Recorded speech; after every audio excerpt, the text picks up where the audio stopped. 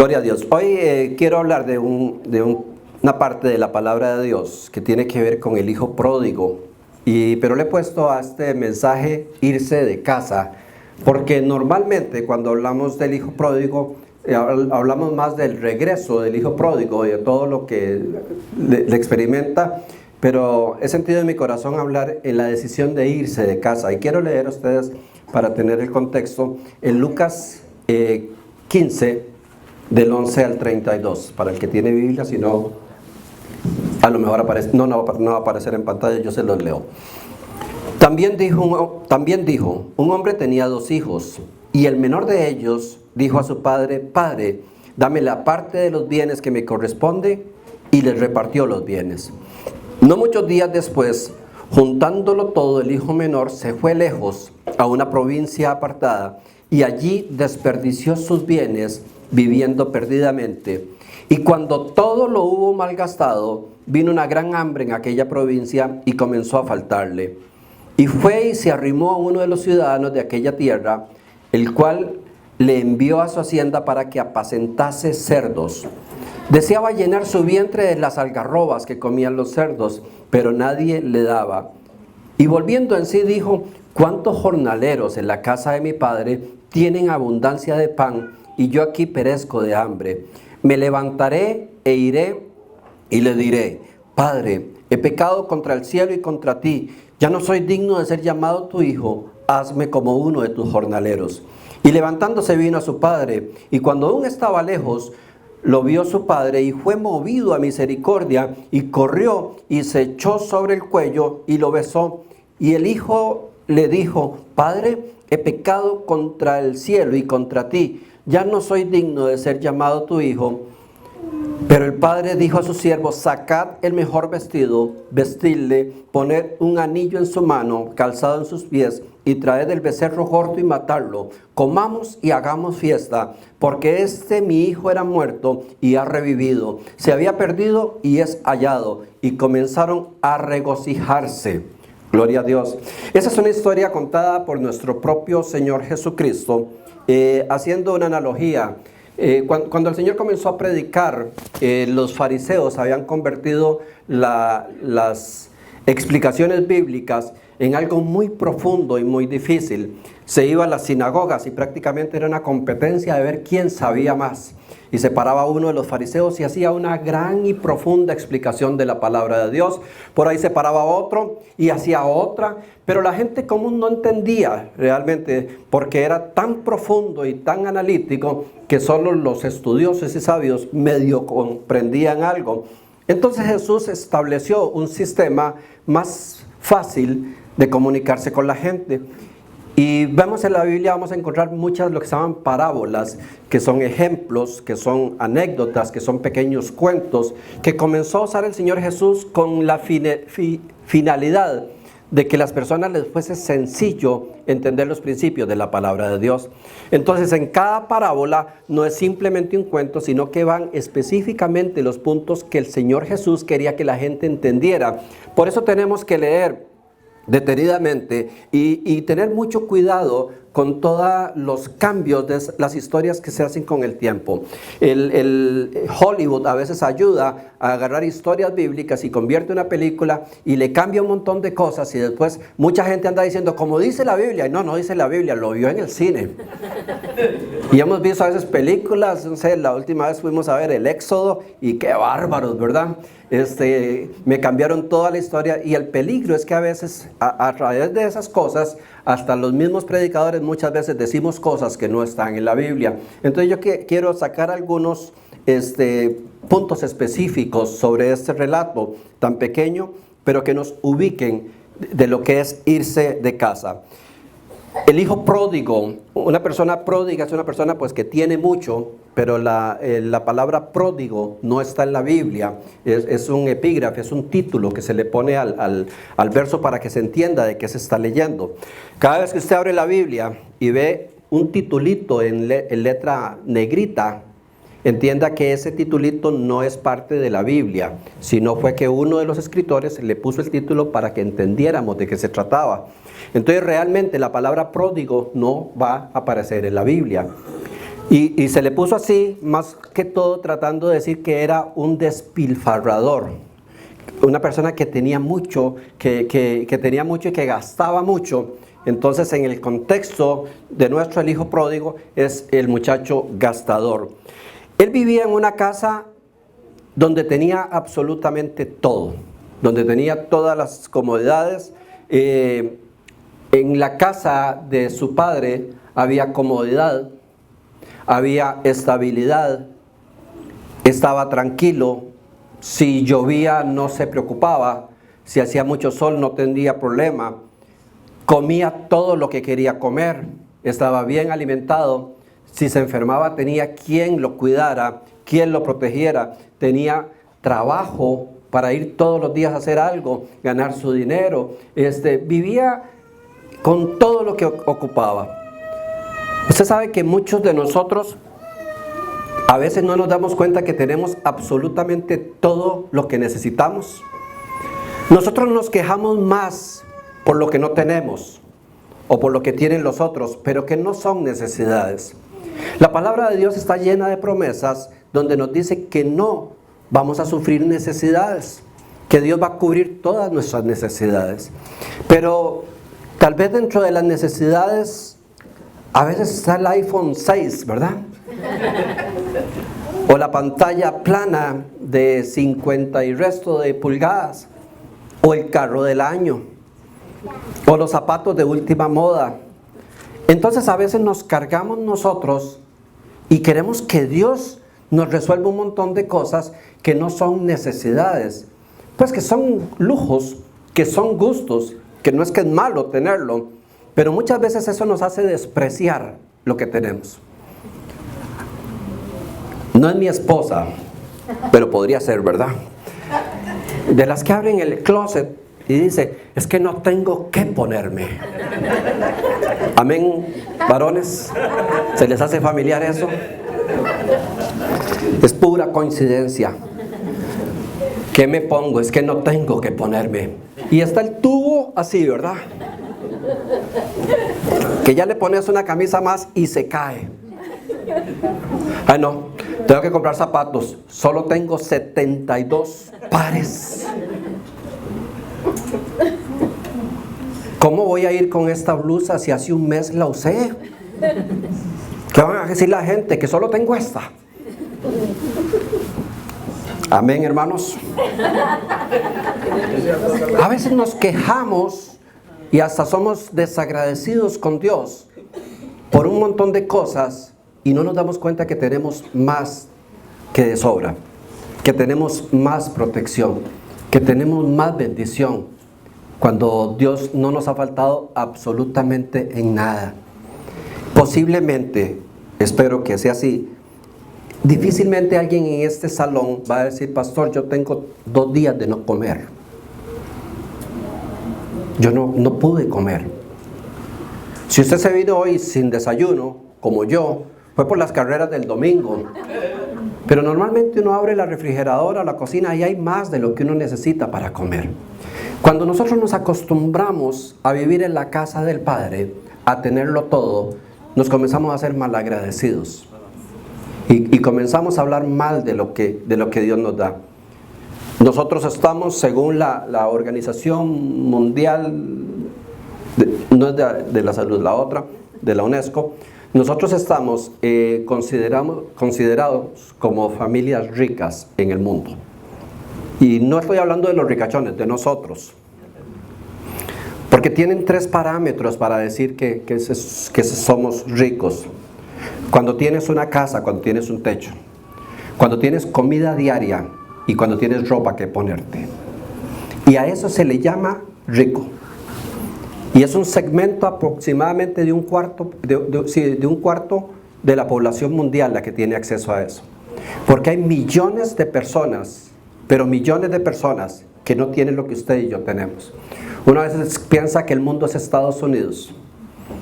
Pero posiblemente si se trasladaras al Medio Oriente, si estuvieras en África, si estuvieras en muchos de estos países, te vas a dar cuenta cómo la gente se pelea por un pedazo de pan, Cómo pasan aviones tirando bolsas, cajitas de leche y la gente se agarra a patadas por agarrar algo para comer para su familia. Y nosotros aquí muchas veces decimos, es que no hay nada que comer.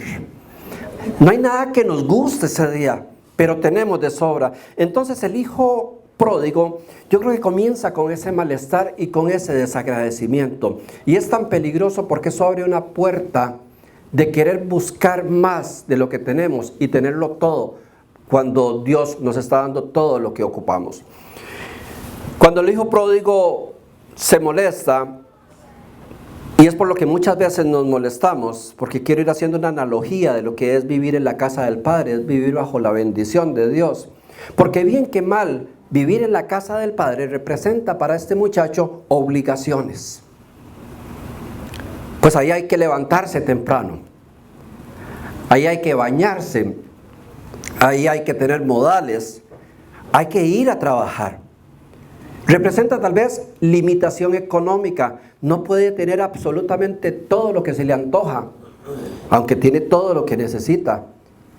Se requiere sujeción, porque si vives en la casa del Padre tienes que hacerle caso al papá.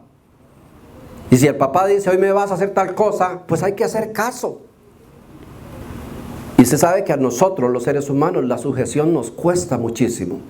Nos cuesta mucho. Casi siempre tenemos una mejor idea a la que nos están dando. Haga tal cosa. No, yo hice la otra. Posiblemente dentro de la casa del Padre había mucha gente que no le agradaba.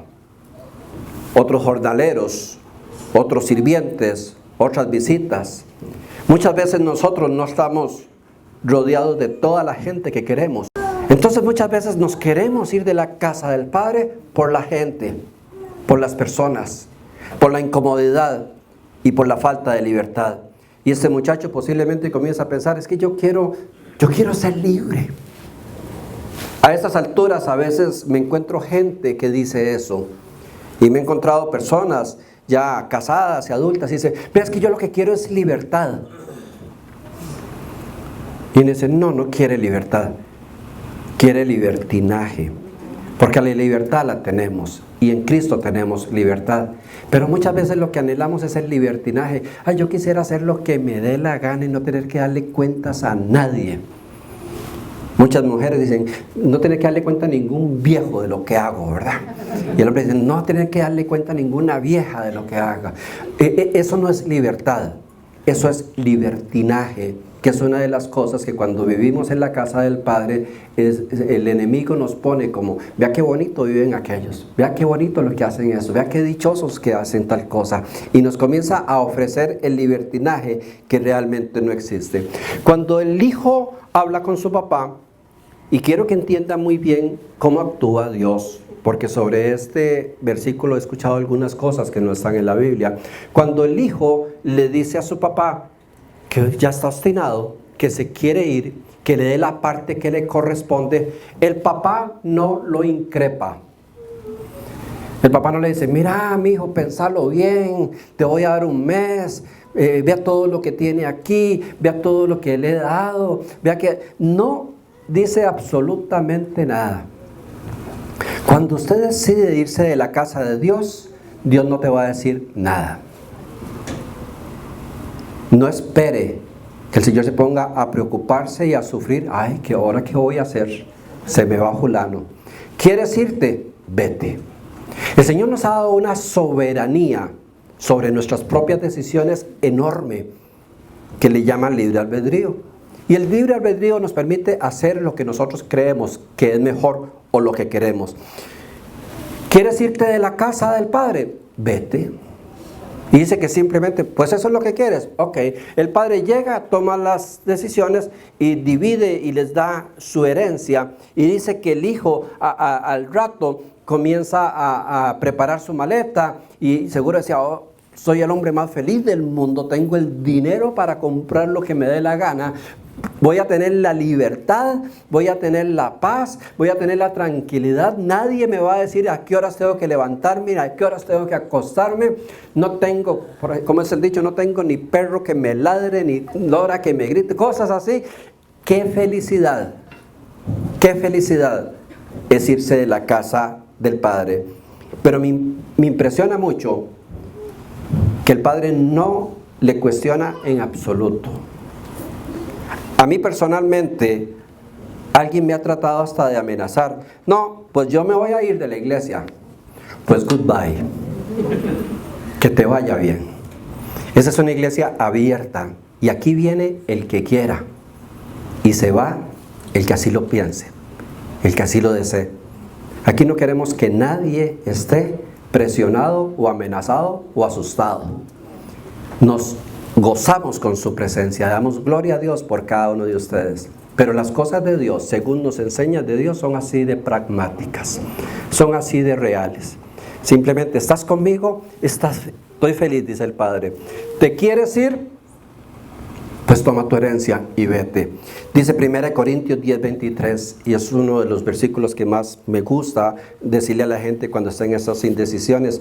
Todo me es permitido, pero no todo me es provechoso. Todo me está permitido, pero no todo es constructivo, dice la palabra de Dios. Otra versión dice, todo me es permitido, mas no todo me conviene. Iglesia, Dios no te prohíbe nada. Dios no nos prohíbe nada. Todo está permitido, pero no todo nos conviene. Porque nosotros vamos a decidir, porque para eso el Señor nos puso libre albedrío, qué decisión voy a tomar sobre las cosas. Entonces, si bien la palabra de Dios nos advierte de todas las consecuencias de hacer cosas malas, al final de cuentas nos dice, pues usted decide. ¿Quieres irte de casa? Le dijo el padre, pues vete. ¿Para dónde se fue ese muchacho? ¿Y por qué se va? Si estaba cómodo y lo tenía todo. Porque quería experimentar nuevas cosas. Porque no quería estar amarrado ni sujeto a un padre, ni a los reglamentos de un padre. Y dice que se va lejos. Y normalmente quien se va de la relación con Dios busca irse lo más lejos posible. No sé si usted conoce una persona que se haya apartado de las cosas de Dios. Lo primero que te hace es que te borra de amigo de Facebook. Para irse lejos. Para que no sepa lo que está haciendo. Entonces cuando alguien ya se va, te vas a Facebook. ¡Ay! Ya no es mi amiga. Y te vas a buscarlo y ni aparece. Te bloqueó. No quiere que sepas nada. Quiere irse lejos. ¿Por qué queremos irnos lejos? Porque no queremos nada que nos recuerde la casa del Padre. Nos queremos desconectar de la realidad. Yo quiero irme donde nadie me conozca, donde puedo hacer lo que me dé la gana, donde nadie me esté diciendo absolutamente nada. El que se va de la casa, de la relación con Dios, se va lo más lejos posible para que nada le recuerde que tiene un Dios, que tiene un Padre. ¿Creen ustedes que irse de casa es bonito? Yo les digo que sí, los primeros días, ¿verdad? Y yo me imagino a este hijo gastador que se va para un lado con esa maleta llena de dinero. Y ese día se acostó a las 4 de la mañana y dice, qué rico, nadie me dijo nada. Y se levantó a las 3 de la tarde y dice, esto sí es vida. Y fue a comer donde quiso comer. Y dejó todos los trastos tirados por ahí. Y se fue a comprar al mall todo lo que le daba la gana. A los 16 años me fui de mi casa. Y fue una aventura que duró como 24 horas nada más. Pero me fui, ¿verdad? Quedó en mi expediente. Y tuve un problema y agarré ahí una pequeña mochila. Mi papá no me dio ninguno de los bienes que tenía porque no teníamos nada. Pero agarré mis bienes, un par de camisas, un pantalón y algunas cositas y me fui de la casa. Iba asustado, pero iba feliz. En casa habían demasiadas reglas para cumplir. Y recuerdo que lo primero que hice fue que pasé a una tiendita y me compré un paquete de Chesterfield mentolado. Unos cigarros que eran los que todos los actores fumaban en ese tiempo. Y nunca me había sentido tan gozoso. Eran grandísimos. Se cansaba uno de tenerlo en la mano y no se le gastaba el cigarro. Y eran mentolados.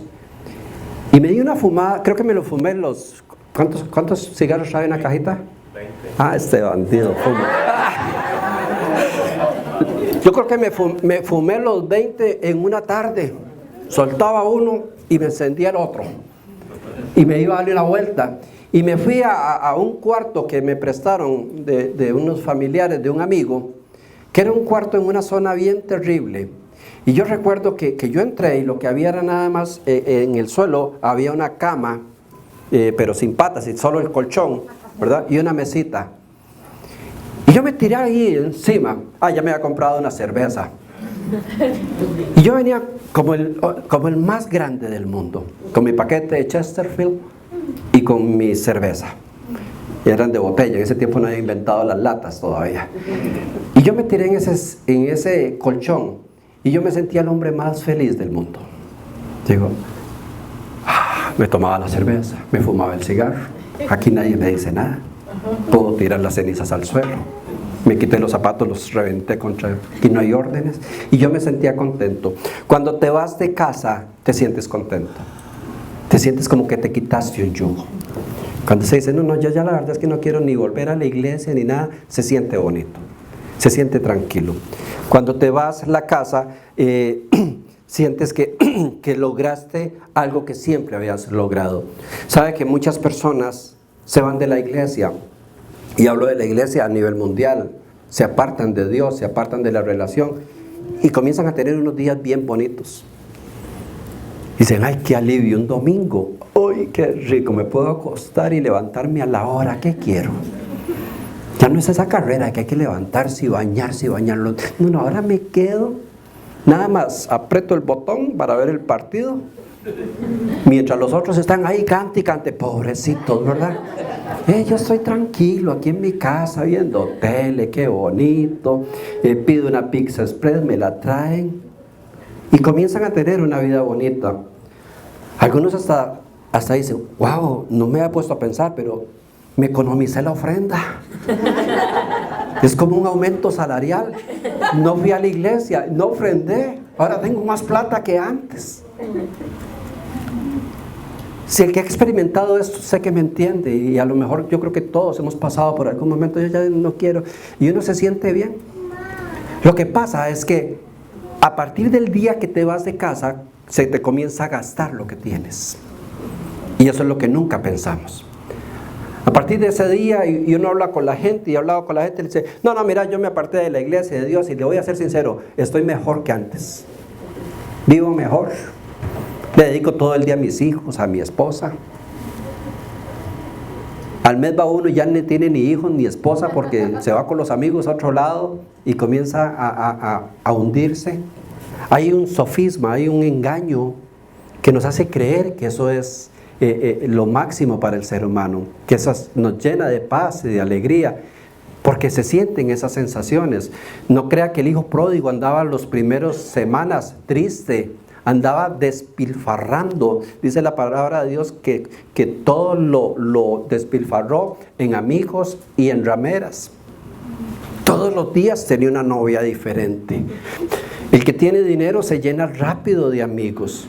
Le sobra la gente que quiere compartir con uno. Le sobran las amistades. Te haces simpático, te haces bonito, todo el mundo quiere que estés en tus fiestas porque tienes dinero y traes cosas y de todo. Lo que no nos damos cuenta es que como nos vamos de la casa, todo se comienza a gastar. Y cuando nos vamos de la presencia de Dios, todo se va gastando. Y lo primero que se va gastando es la vida. Porque cada día que pases sin propósito es un día gastado. Cada día que pases es un día que envejeces más. Hemos visto jovencitas y jovencitos irse de casa, irse de la presencia de Dios, irse de la iglesia. Y los ve uno disfrutando la vida, pero como locos. Y a los 2 años los ve uno demacrados, gastados. Y ya la jovencita esa que se fue porque era la más linda de la clase y todo, ya en este momento ya va perdiendo su atractivo, su belleza, su juventud, porque se comienza a gastar todo. Algunas aparecen hasta con un embarazo, con un hijo, después de su gran experiencia de haberse ido de la casa, o llenas de problemas, o se juntaron, o dieron rienda a su vida en libertinaje sexual. Otros comienzan a gastar su vida en vicios y en drogas, y no se están dando cuenta que cada día que pasa se les está gastando todo lo que tienen, todo lo que tenemos, mal aprovechando, y lo que se gasta se pierde. Se pierde. No hay inversión. Está bien, quiero irme de la casa. Me cansé de estar en las cosas de Dios. Voy a entrar a un mundo donde llego con todo, porque llego con juventud, con salud. Pero ¿cómo me va a devolver ese mundo? ¿Cómo me devuelve el mundo años después? Dice la historia que cuando todo lo hubo gastado, llegó una crisis a ese lugar. Tarde o temprano el que se va de casa se encuentra con una crisis. Tarde o temprano. Esa persona que no quiere nada con Dios, esa persona que se aparta de los preceptos de Dios, que se aparta de la iglesia, que está viviendo su gran vida, ya lo que se ahorró de ofrendas, ya lo tiene en deudas. Porque Satanás es un ladrón y vino a matar, robar y destruir. Y ya ese pobre que vivía bien y estable y de todo, ya lo que tiene son problemas por todo lado, deudas por todo lado, de nada le sirvió la economía, conflictos de muchos tipos, adicciones que no puede dejar, problemas que se metió que no puede salir, problemas en su vida desordenada que afectaron a sus hijos. ¿Con cuántos padres no hablamos que lloran de la condición de sus hijos? Y uno le dice, pero es que te fuiste de casa y te llevaste a toda tu familia. Y ahora quieres volver y ya tus hijos no quieren volver a casa. Ahora ya cuando te pasan la factura de que todo se está acabando, sí te acuerdas de lo importante que era vivir en casa. Y muchos vienen con sus hijos corriendo como que uno tuviera la solución. Pastor, hágame algo con este muchacho. Anda con unas amistades, anda con esto, anda con unos vicios, anda con el otro. Y no se les olvida que hubo un tiempo donde vivían en casa, donde tenían todo, donde tenían seguridad, protección, amor, donde se pudieron haber desarrollado como Dios quería. Y se les olvida que un día decidieron irse de casa. Cuando alguien se va de casa, que se vaya solo. Porque dice esta historia que eran 2 hijos. Y algo que hizo el padre muy particular fue que no le dio la herencia al menor, sino que se las dio a los 2. O sea, el otro hijo tuvo las mismas posibilidades de hacer lo del hijo pródigo, pues le dieron toda su herencia por adelantado. Pero él fue sabio y dice, no, esta es mi casa. ¿Sabe que muchas personas, porque el esposo se ha ido de la iglesia, la esposa se va de la iglesia? Por solidaridad. Pobrecito, ¿cómo lo voy a dejar solito en la casa? Porque su esposa ya no quiere nada con Dios, el hombre ya no quiere nada con Dios. El que decide irse, que se vaya solo. Si tu esposo o esposa no quiere nada con Dios, es su decisión. Al final de cuentas nosotros vamos a entregar cuentas a Dios personales. Yo no voy a llegar donde el Señor a decirle, es que Mayra me dijo, porque no va a ser permitido, porque únicamente me van a preguntar, ¿y usted?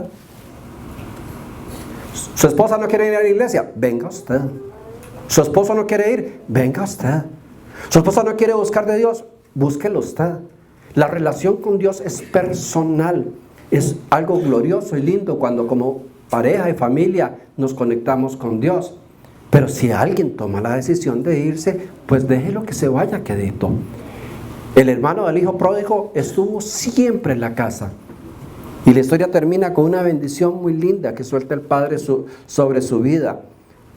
Dice que este muchacho que se fue y que comenzó a disfrutar de la gran vida, que andaba con amigos, que andaba con vicios, que andaba con mujeres, que se daba el lujo que se quería dar, dice que de pronto comenzó a sentir hambre. Y dice el versículo 16, y deseaba llenar su vientre con las algarrobas que comían los cerdos, pero nadie les daba. Y volviendo en sí, dijo, cuántos jornaleros en la casa de mi padre tienen abundancia de pan, y yo aquí perezco de hambre. En el contexto de los judíos, el cerdo era el animal más despreciable que podía existir para ellos. O sea, los judíos todavía no saben la bendición que son los chicharrones. Ellos no comen cerdo al día de hoy, se la pierden. Supieran lo rico que son esos animales tan feos. Pero ellos siempre consideraron, y cuando encontrás bíblicamente, cuando se habla de cerdos, inclusive se habla de lo más maligno que tenía, que era el animal más despreciable, más asqueroso, más maligno. Y cuando el Señor pone de ejemplo que este muchacho al final en su desesperación se va a buscar trabajo y lo ponen a cuidar cerdos, se está hablando del plan satánico de Dios, de Satanás, que va en contra de lo que Dios dijo, que es llevarnos a la peor condición del ser humano. Satanás no te quiere dañar, te quiere llevar a la peor condición que existe. El hijo no llegó a tener una crisis, llegó a lo que ningún judío se atrevería a llegar, que es cuidar cerdos, porque era cuidar el animal más despreciable sobre la tierra. Y llegar a tener un pensamiento de querer alimentarse de la comida de los cerdos. Imagínense en qué nivel. Hay un enemigo que está tratando de sacarnos de la casa de Dios y nos ofrece todo lo bonito del mundo y nos ofrece todo lo bonito de la libertad y nos dice hágalo, pero el verdadero propósito de este enemigo es llevarte a la peor condición que pueda tener un ser humano. Es llevarte al nivel que quedes por debajo de la raza humana. Que llegues a niveles de vicios, de drogadicción, de adicciones, de maldad, donde quedes tocando el peor de los fondos posible. Es llevarte a una enfermedad mortal para acabar con tu vida. Es llevarte a una cárcel donde quedes desgraciado por el resto. Es llevarte a hacer el golpe que hunde toda una familia, hijos, padres. Y cada día vemos casos de casos. Y uno dice, qué lástima esta persona. ¿Por qué se fue de casa? Porque alguien en la iglesia le hizo un mal modo. Y yo no soporto esto. Y se fue de casa. Porque no me gusta tal cosa, porque no me gusta la otra. Porque cuando vivimos en la familia de Dios hay reglas, hay bendición, pero tenemos una palabra de Dios que es toda un manual del fabricante que nos dice qué nos conviene hacer y qué pasa si no lo hacemos. Porque tenemos que perseverar todos los días. Yo todos los días lucho contra mis debilidades para mantenerme en la casa de mi padre. Todos los días. Y no crea que muchas veces no pasa por la mente de uno, qué ganas de desaparecerme, qué ganas de desconectarme. A veces sentimos que la iglesia está en contra de nosotros y que nos quieren hacer daño. Y son engaños del enemigo, porque el enemigo no solo quiere apartarte de Dios, quiere hundirte en lo peor. Dice que el muchacho está en esa meditación donde tal vez hemos estado muchos. ¡Qué vida! Tal vez ya perdí la casa, ya perdí el trabajo, ya perdí a mi esposa, estoy perdiendo a mis hijos, estoy con adicciones, estoy con deudas, estoy con problemas legales. Es donde te sientas y deseas comer de lo que comen los mismos cerdos, porque tu estado ya se ha denigrado tanto que pierdes el valor. El verdadero propósito de irse de casa es hundirte en lo peor y en la peor relación como ser humano. Es degradarte al máximo. Aunque pases unos meses muy feliz fuera de casa, aunque pases unos años lindísimos, diciendo, ve ahora qué bien que estoy. El verdadero propósito del enemigo es conducirte a la parte más baja donde un ser humano puede llegar. Dice este muchacho que él recapacita y él comienza a decir, pues en la casa de papá, bien que mal, hay comida decente. En la casa de papá hay cama para acostarse. Y comienza a meditar. Y donde yo sé que muchos que se han ido de casa, muchas veces comienzan a meditar. Y uno los encuentra en su mala vida y habla con ellos. Y ellos le dicen, sí, yo sé que yo tengo que volver a las cosas de Dios. Y lo tienen claro. Y tienen toda una lucha a veces de orgullo o de oportunidades. No, yo sé que yo tengo que volver a las cosas de Dios. Y cada vez se hunden más. Les dije al principio, Dios no le va a poner ningún obstáculo a nadie para que se vaya. El que está con Dios tiene que ser por su propia voluntad, por su propia conveniencia. Pero tampoco Dios está tan preocupado como algunas películas del hijo pródigo. Y se la cuento como me las contaban a mí en la iglesia, que todos los días el padre salía a ver si su hijo venía. ¿Le han contado esa historia? Pues no es cierto. No es cierto. Léala bien. Yo la digo, pero ¿dónde era que se asomaba? No lo veo. Y lo leí. Todos los días el padre salía y decía, hoy vendrá mi hijo, y no venía. Dios te ama. Eres una joya preciosa, te compara con lo mejor, pero usted es libre. Y el día que usted quiera regresar a casa, el padre se va a alegrar mucho. Pero el padre tampoco es que no duerme porque usted está fuera de casa. Porque dice la palabra de Dios que cuando el padre lo vio llegar, fue movido a misericordia. Cuando el padre vio, mire, viene, hasta ese momento fue movido a misericordia. Yo creo que como padre posiblemente siempre lo estuvo esperando. ¿Qué padre no estaría esperando a su hijo? Pero el que tenía que tomar la decisión y la acción era el hijo. No porque el papá pobrecito estaba sufriendo, porque el papá estaba en casa con los que querían estar. Y cuando lo vio, fue movido a misericordia. Cuando llegas a la casa del Padre, cuando llegas a verdaderamente el lugar donde nunca te debías, Dios se mueve a misericordia con nosotros. ¿Sabes qué es misericordia? Darle a alguien algo que no merece. O sea, cuando llegamos nosotros a buscar de Dios, tal vez lo que merecemos es que el Señor nos siente, llegaste, ¿verdad? Yo sabía que ibas a llegar. Ahora sí, te gastaste tanto, hiciste esto, hiciste lo otro, como muchos de nosotros tal vez hemos hecho con nuestros hijos o hicieron con nosotros. Que se jalaba uno una de esas bien grandes y lo sentaba, sí, ahora sí venís, espérate. Y comenzaban a sacar todo lo malo.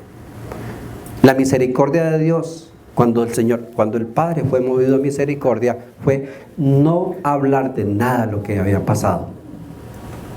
Simplemente tomar a como te fuiste, llegaste. Y de la manera que te fuiste, hoy puedes entrar a la casa. Es tu voluntad. Dice la palabra de Dios, mira, yo estoy llamando a la puerta. Si alguien oye mi voz y abre la puerta, entraré a su casa y cenaremos juntos. El que quiera entrar, el que quiera llegar, el que quiera ser partícipe, está. Dios no está desesperado por tus decisiones.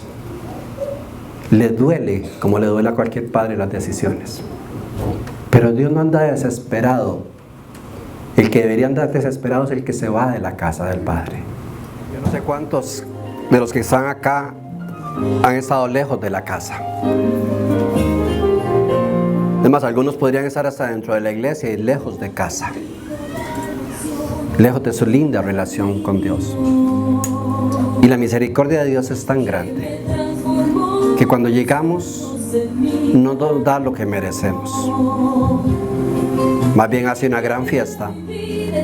Nos pone un gran anillo como que nunca hubiera pasado nada. nos reivindiques al mismo lugar donde estábamos. Por eso es que nunca podemos criticar a nadie. Yo espero que a esta iglesia vengan cientos o miles de hijos e hijas pródigas, de los que malgastaron todo, pero de los que quieren volver a casa. Porque cuando se vuelva a casa, nos va a estar esperando el mejor de los padres. El que nos abrazará, nos besará, nos cuidará como que no hubiéramos hecho absolutamente nada. Porque tal vez nos fuimos por propia decisión, pero debemos regresar por nuestra propia decisión.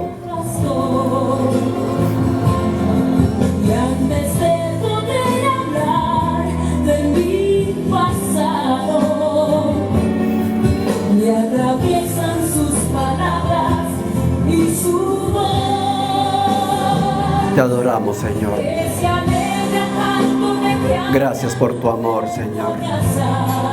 Gracias porque tu amor es incontenible, Señor. Te adoramos, papá. Te adoramos, Señor. Gracias, papá. Te amamos, Señor. Te amamos, Jesús. Te amamos, Señor. Padre, yo declaro esta palabra como una semilla de bendición para todas las vidas que estén oyéndola, sean los que están aquí presentes o los que nos ven en sus casas o en otros países, Señor. Que todo el que se haya ido de casa y todo el que esté malgastando las riquezas que tenía, que sepan que el día que deciden volver a casa serán recibidos como hijos, como hijas, para disfrutar y para escribir su nueva historia. Yo declaro tu palabra y tu bendición sobre todos tus hijos y tus hijas, en el nombre de Jesús. Amén y amén. Gloria a Dios. Démosle un buen aplauso al Señor. Gloria a Dios. Que Dios les bendiga. Hoy no tenemos convivio.